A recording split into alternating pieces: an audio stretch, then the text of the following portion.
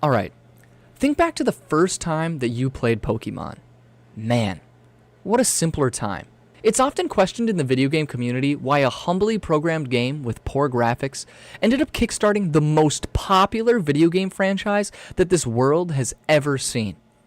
Truth be told, there are many reasons for this, and I'm not going to try to predict what your reason is for becoming a Pokemon fan, but most answers will typically come back to some form of, hey, it brought people together.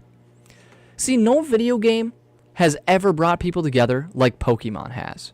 Sure, video games have always had competitive collaboration, like when you would ask your friend what the farthest level that they personally made it to in Pac-Man or Super Mario Bros. And there have also been other games that bring people together collaboratively on one save file, like how the original Legend of Zelda intentionally didn't add any clues on where secrets were located, as they wanted players to tell their friends that they found a cave by bombing a specific wall or some stairs when burning a specific bush.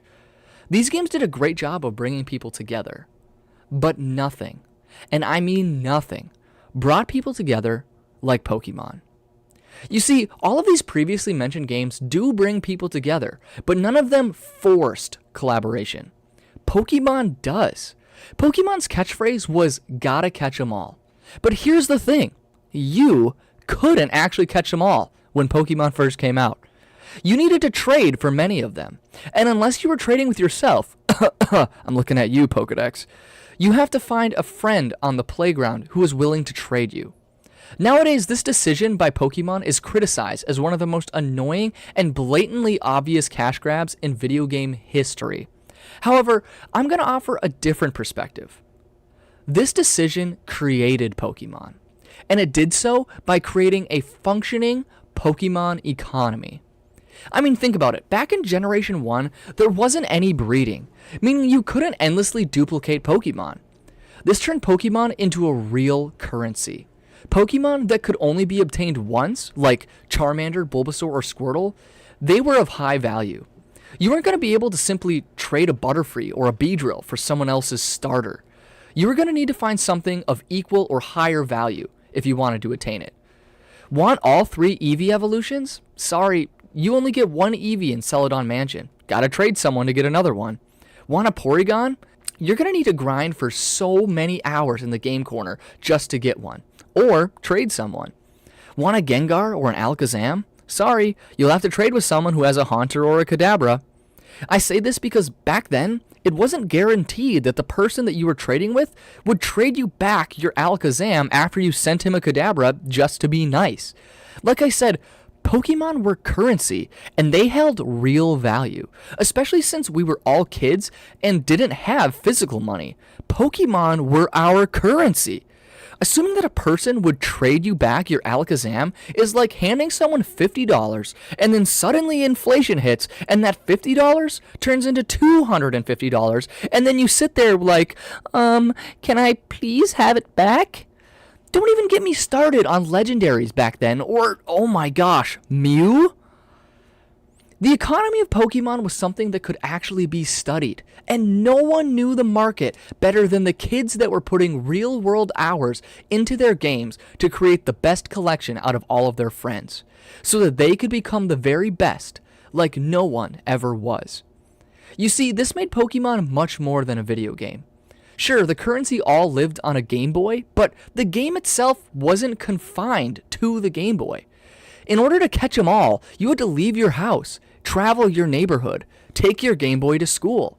You would have Pokemon with enough value to make the next deal, or be a master negotiator. I cannot tell you how difficult it was to get people to part with their starters back then. And this is just the Pokemon themselves that carry value. We're still only talking about trading. Battles were still immensely important to your Pokemon street cred, and added even more depth to each Pokemon's value. Movesets could make or break a Pokemon, and back then, there wasn't a handy-dandy move deleter or move reminder.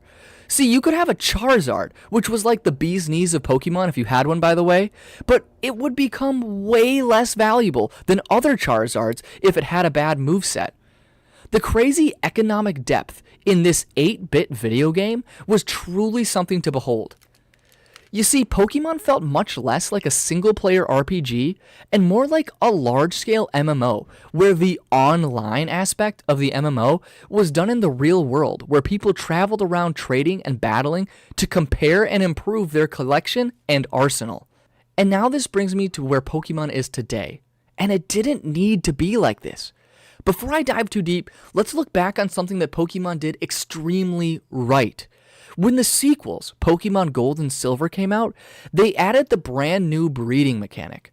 While breeding did significantly devalue certain Pokemon, like the starters, Pokemon added something to the game that kept the economy running strong for almost 20 years. Shiny Pokemon.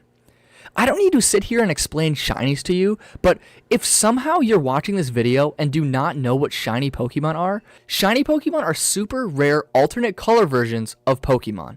Each Pokemon has a unique shiny variant, and in Pokemon Gold and Silver, the odds to find a shiny Pokemon were 1 in 8,192. Shiny Pokemon only strengthened the economy, as now even the weakest and most devalued Pokemon could become the most valuable Pokemon in your collection just by it being shiny. This addition allowed Pokemon to modernize their game and add a new feature, while actually strengthening the economy of the game. Shiny hunting and competitively bred Pokemon carried the economy of Pokemon as years went by. Ruby and Sapphire didn't allow transferring up from old generations, essentially resetting the economy. While games like Gen 4 and Gen 5 locked transferring up until the post-game, keeping the market less saturated. However, now we get into Pokemon's modern mistakes, and how the market completely collapsed. The first mistake was made on the jump to the 3DS, with the release of Gen 6's X and Y. Pokemon made the horrible decision to cut the shiny odds in half from 1 in 8,192 to 1 in 4,096. Not just this, but with shiny hunting methods like Pokeradar and chain fishing, shiny hunting for Pokemon had never become easier. Shinies used to be this thing that seemed to be just a rumor. You could go your whole Pokemon career without ever encountering one. However, now, it seems like just about everyone had more than one. It's so bad today that shiny Pokemon have almost completely lost value. Trading for any shiny that you want has become as simple as asking around with your friends if anyone has any duplicates. Even if they don't, you can just dedicate an hour or two by eating a sandwich in Pokemon Scarlet and Violet and find one on your own. The competitive market has lost value as well, as it's now never been easier to create the competitive Pokemon that you need. Breeding is almost unnecessary now, as you can simply bottle cap IVs that aren't perfect and give a mint to a Pokemon to change its nature. Even abilities can be switched now, it's nuts. Pokemon had an organically functioning economy for years, and it's gone now. It's all gone. However, I can hear you asking, where's the resolution? Is it hopeless? Well, for mainline Pokemon games, probably. It would take a major return to form and the exclusion of trading up old Pokemon from other games in the series. This is something that they actually got somewhat close to in Pokemon Brilliant Diamond and Shining Pearl. When the game first came out, only Generation 1 through 4 Pokemon were featured, and the game excluded the ability to trade in Pokemon from other games. This was super encouraging for gamers like myself, and you could feel the economy start to take shape again.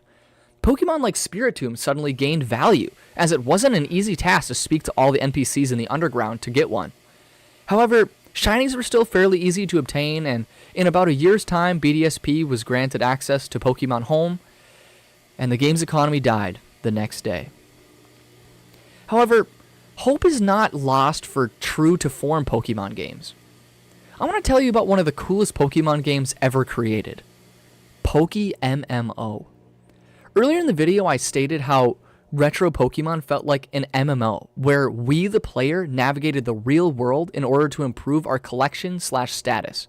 PokeMMO does this all within the game itself. It allows you to travel between regions from generations 1 through 5 and allows you to play with your friends by your side in-game. All players in the game share the same world, meaning that you and your friends can play through the game, trade, and battle together. Here's the best part. This game has one of the most brilliant economies that I've ever seen in gaming. Each Pokemon has value, but instead of they themselves holding the value of a status like in retro Pokemon, These Pokemon hold an actual in-game monetary value. I'll give you some examples. Shiny odds have been increased to 1 in 30,000 instead of 1 in 8,192 like normal Pokemon. This is going the opposite direction of what Pokemon's currently doing.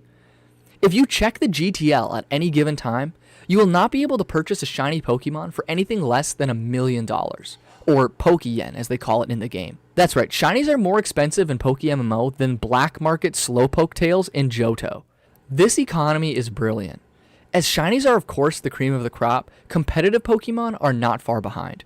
Competitive Pokemon add both value monetarily, but also as an asset that goes beyond status like shinies do.